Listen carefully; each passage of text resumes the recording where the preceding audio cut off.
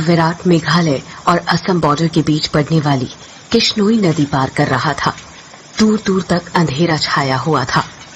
एक गहरे सन्नाटे ने किश्नोई नदी को घेर के रखा हुआ था और उसी नदी के ऊपर काले बादल मंडरा रहे थे, जिन्हें देखकर ऐसा लग रहा था कि किसी भी पल वो बरसने वाले हैं। नदी में घुटनों तक का पानी था, जो धीमी रफ्तार के साथ बहे जा रहा था। विराट के एक हाथ में मोबाइल का टॉर्च था तो दूसरे हाथ में साइकिल का हैंडल।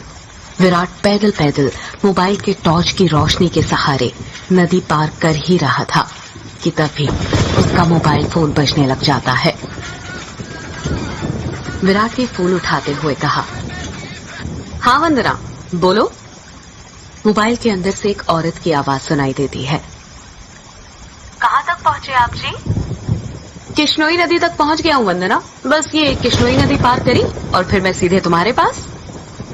वंदना की घबराते हुए आवाज सुनाई देती है। क्या कहा? किश्नोई नदी पार कर रहे हो आप? और नहीं तो क्या, अब तुम्हें तो पता ही है कि बंगला मुड़ा गांव से रोंगकामुचा गांव जाने का तो एकमात्र यही रास्ता है ना, और वो भी नदी पार करके जाना पड़ता है। आपको इतनी रात में वापस नहीं आना चाहिए था, ग्रेवयार्ड कोठी में ही रुक जाना चाहिए था। आपको पता है ना, नदी के पास वो घूमती है। विराट हैरानी के साथ पूछता है, वो घूमती है मतलब? आपको सब पता है, पर फिर भी आप जानबूझकर ऐसा बोल रहे हैं ना। माँ जी ने बताया था ना कि नदी पार करते वक्त उसका नाम नहीं लेना चाहिए, वरना वो सच में आ जाती है।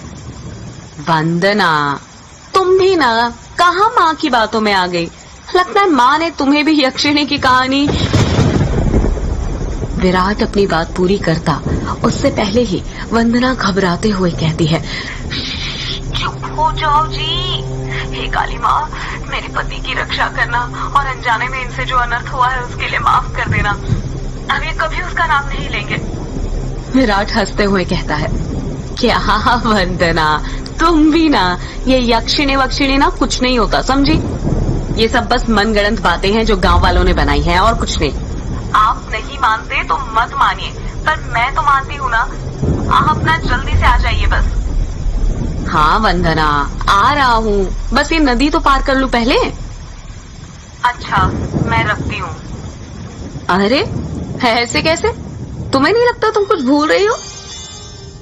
मैं भूल रही हूँ? क्या भूल रही हूँ?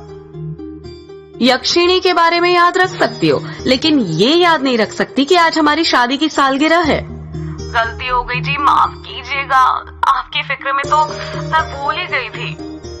विराट मुंह बनाते हुए कहता है, अब भूल गई थी ना तो उसकी सजा तो मिलेगी तुम्हें।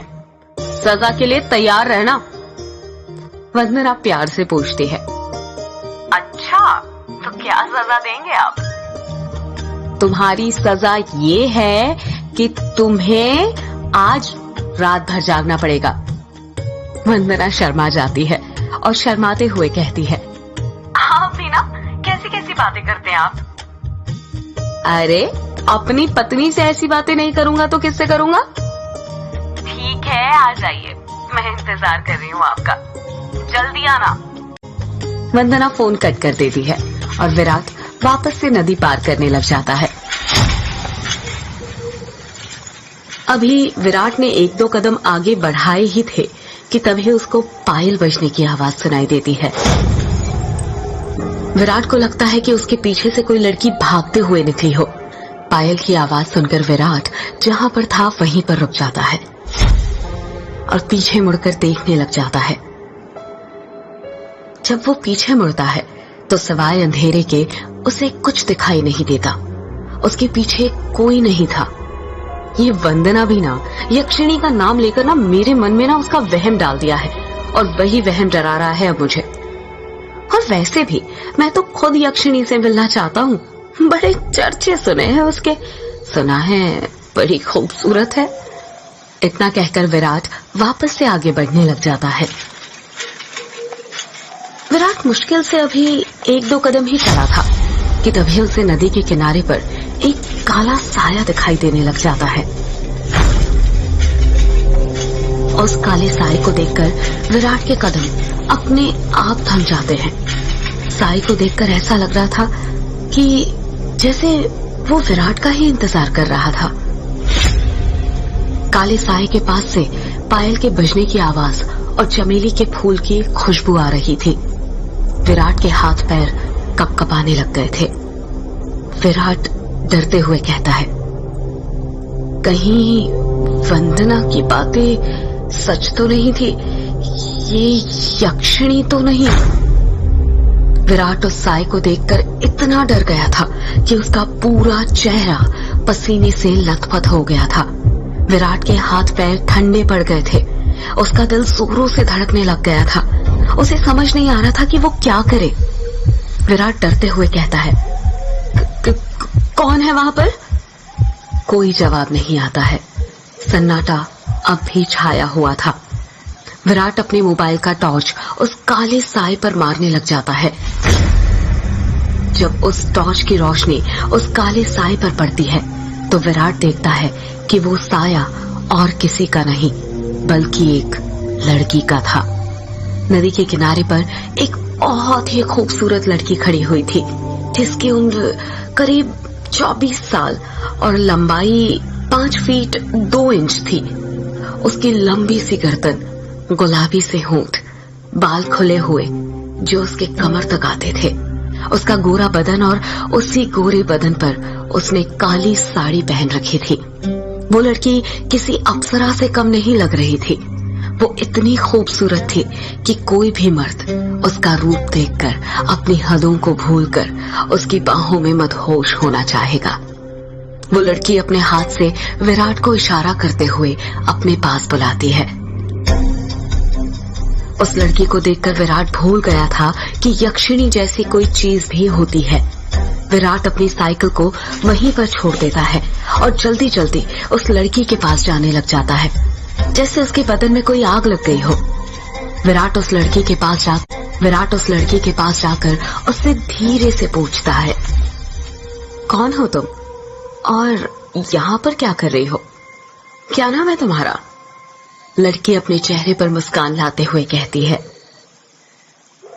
नाम में क्या रखा है? जो रखा है काम में रखा है। कैसा काम? लड़की विराट की आंखों में देखते हुए कहती है, वही काम जो तुम घर पर जाकर अपनी पत्नी के साथ करने वाले थे। तुम उसे आज रात भर जगाना चाहते थे ना? क्या तुम मुझे नहीं जगाओगे? उस लड़की की आंखों में एक नशा सा था।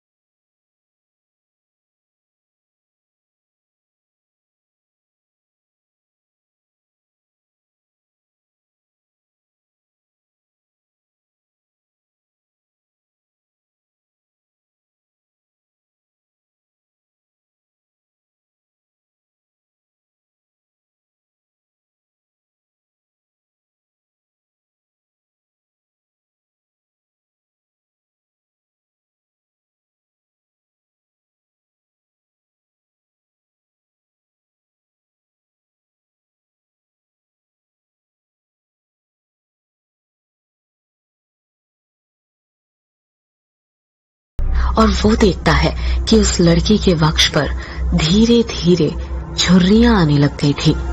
उसके हाथ पैरों की नसें बाहर निकलने लग गई थी। उसके बाल काले से सफेद होने लग गए थे। देखते ही देखते वो लड़की अचानक से बूढ़ी औरत में तब्दील हो जाती है। ये सब देखकर विराट की आंखें फटी की फटी रह गई थी। उसका गर्म बदन अचानक से ठंडा पड़ गया था। विराट कांपते हुए कहता है, कौन हो तुम? वो लड़की धीरे से कहती है, मैं यक्षिणी, तेरी मौत। ये सुनकर विराट के रोंगटे खड़े हो जाते हैं और वो झट से उससे दूर हटने लगता है। पर उसी वक्त यक्षिणी उसे अपने दोनों हाथों से पकड़ लेती है और कहती है, अभी कहाँ जा रहे हो प्रियतम? मेरी प्यास अभी बुझी नहीं है। तुम तो मुझे कल, परसों, नरसों हमेशा तक जगाना चाहते थे ना? क्या हुआ? थक गए या डर गए मेरा असली रूप देखकर? विराट उसका खौफनाक चेहरा देखकर इतना डर गया था कि कुछ भी नहीं बोल पा रहा था। उसको यक्षिणी की आंखों में खुद की मौत नजर आ रही थी। यक्षिणी गुस्से में कहती है, वासना की प्यास में तू ये भूल गया कमीने कि तेरी पत्नी वंदना तेरा घर पर इंतजार कर रही है और तू यहाँ पर मेरे साथ। तुम मर्द कभी एक स्त्री से प्यार नहीं कर सकते। तुम्हारी हवस कभी खत्म नहीं होने वाली। इतना कहकर यक्षिणी अपना हाथ विराट के सीने पर रख देती है। यक्षिणी के लंबे लंबे काले नाखून थे जो चाकू की तरह पैने थे। विराट डरते हुए कहता है, नहीं नहीं, ऐसा मत करो, जाने दो मुझे। जाने ही तो दे रही हूँ। पहले बटोला, पहले बटोला, पहले बटोला। इतना कहकर यक्षिणी अपना हाथ विराट के सीने के अंदर घुसा देती है और उसी वक्त जोर से काले बादल गरजने लगते हैं और बारिश होने लग जाती है। विराट के शरीर का खून नाखूनों के सहारे यक्षिणी के शरीर में जाने लग जाता है। जैसे जैसे खून यक्षिणी के शरीर के अंदर जा रहा था, वो वापस से जवान होते जा रही थी। यक्षिणी वापस से अपने पुराने रूप में आ गई थी और विराट का शरीर सूखकर सफेद पड़ गया था। उसके अंदर खून की एक बूंद तक नहीं थी, पर उसकी धड़कनें अब भी चल रही थी। यक्षिणी अपना मुंह विराट के कान के पास ले जाती है और फुसफुसाते हुए कहती है, राम नो राम रो, राम रो, राम नो राम नो, राम रो। इतना कहकर यक्षिणी अपना खून से सना हाथ विराट के सीने से बाहर निकालने लग जाती है। जैसे ही यक्षिणी अपना हाथ विराट के सीने से बाहर निकालती है, विराट अपना दम तोड़ देता है, क्योंकि यक्षिणी के हाथ में विराट का दिल था जो सिकुड़ चुका था। अगले ही पहल यक्षिणी विराट का दिल लेकर गायब हो जाती है, ठीक उस तरह जिस तरह बारिश की बूंदें होती है।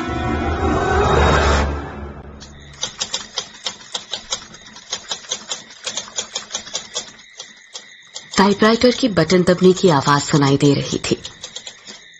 एक आदमी जो कि कोट पैंट पहना हुआ था, एक बंद कमरे में सफेद टाइपराइटर के ऊपर कहानी टाइप कर रहा था। उस आदमी ने बड़ा सा गोल चश्मा पहना हुआ था। कमरे के अंदर चारों तरफ बुक शेल्फ रखी हुई थी, जिनमें करीब 1000 से भी ज्यादा किताबें जमी हुई थी। टेबल के ऊपर ही एक एश ट्रे थी, जिसमें कुछ आधी जली तो कुछ पूरी जली सिगरेट और ऐश रखी हुई थी। लेखक खुद से कहता है, चलो ये भाग तो पूरा हुआ। अब दूसरे भाग में वंदना अपने पति की मौत का बदला लेगी, साथ में यक्षिणी के अभिशाप का पता भी लगाएगी और उसे ना इस अभिशाप से मुक्ति दिलाएगी। रीडर्स को बहुत दुख होगा विराट की मौत से, पर क्या करे, मौत होगी तभी तो हॉरर कहानी आगे बढ़ेगी ना। इतना कहकर लेखक एक सिगरेट जलाता है और उसके कश खींचते हुए अपने मोबाइल से किसी को फोन करने लग जाता है।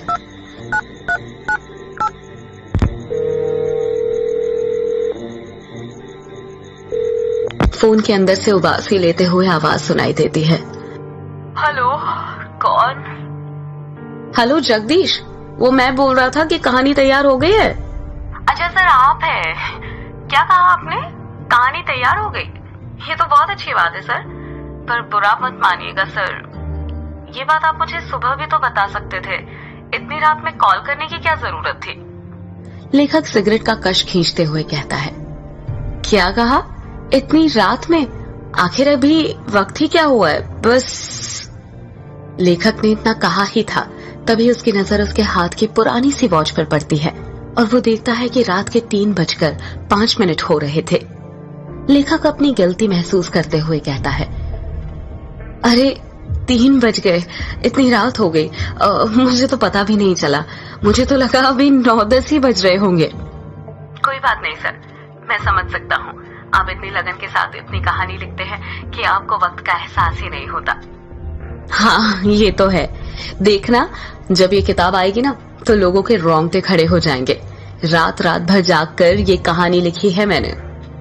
वो तो होनी ही है सर, आखिर आपकी कहानी में जान होती है। इतनी जान कि सोए हुए मुर्दों को भी जगा दे और उनको भी कहानी सुनने के लिए मजबूर कर दे।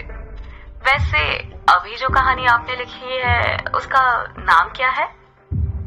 इस कहानी का नाम है यक्षिणी एक डायन। मोबाइल के अंदर से हैरानी के साथ आवाज सुनाई देती है। क्या कहा सर? यक्षिणी? हाँ, यक्षिणी। क्या हुआ, तुम इतना शॉक्ड क्यों लग रहे हो? सर, मैंने सुना है ये जो यक्षिणी है ये आपके गांव के पास जो किश्नोई नदी है वहां पर घूमा करती है और मर्दों के साथ वो सब, यानी वही सब करके उन्हें मार देती है।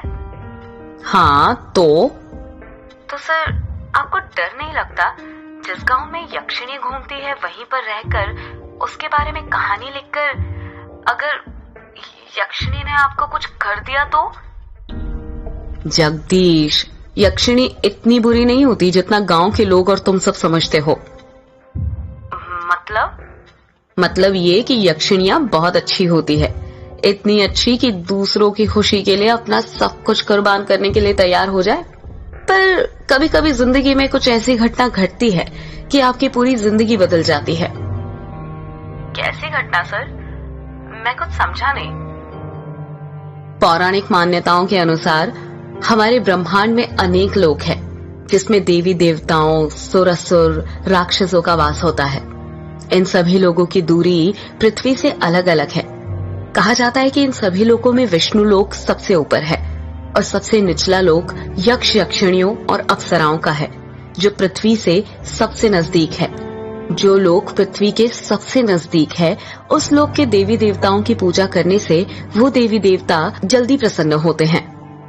जगदीश बीच में ही बोल पड़ता है। ऐसा क्यों सर? उस लोक के देवी देवता जल्दी प्रसन्न क्यों होते हैं?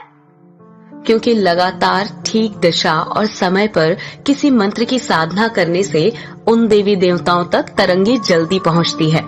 यक्ष यक्षिणियों के लोक में से ही एक यक्षिणी द्वापर युग के अंत में पृथ्वी पर आई थी, जिसको एक अभिशाप मिला था। एक ऐसा अभिशाप जिसने उसकी जिंदगी बदल दी थी। कैसा अभिशाप सर? आप किस अभिशाप की बात कर रहे हैं? और उसे ये अभिशाप किसने दिया था? एक दूसरे लोक से पृथ्वी लोक पर आई यक्षिणी को एक अभिशाप मिला था। आखिर क्या था वो अभिशाप और किसने दिया था?